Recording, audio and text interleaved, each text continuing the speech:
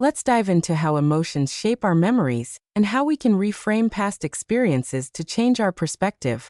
With a look at the brain science behind it. Memories aren't just facts stored in your head, they're tied to feelings. When you recall something, you're not just pulling up what happened. You're also reliving the emotions and context tied to it. Your heart might race, or you might feel a knot in your stomach. That's because memories carry an emotional charge, acting like cues that bring back the whole experience.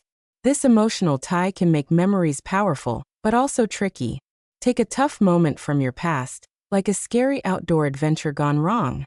At the time, it might have been terrifying. But later, when you share the story with friends, it can turn into a funny tale. Each time you tell it, the narrative shifts. Maybe you exaggerate a detail or laugh at your own choices. The memory evolves because you're seeing it through a new lens, shaped by others' reactions. I've seen this firsthand in group settings. Imagine a group of people sharing their stories, like veterans recounting intense experiences.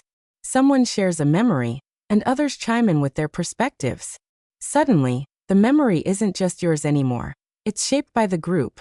You might hear, "I remember you differently," or "That's not how I saw it."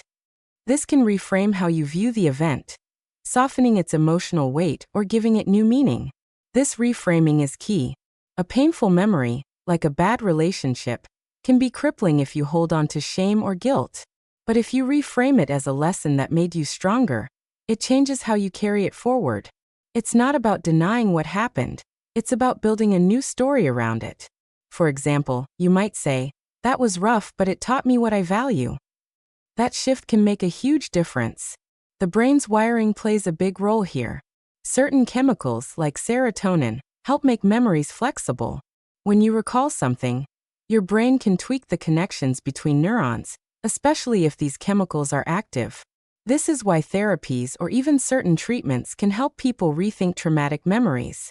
They create a window where the brain is more open to change.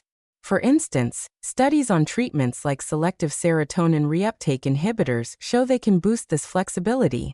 In some cases, people start to feel differently about past events.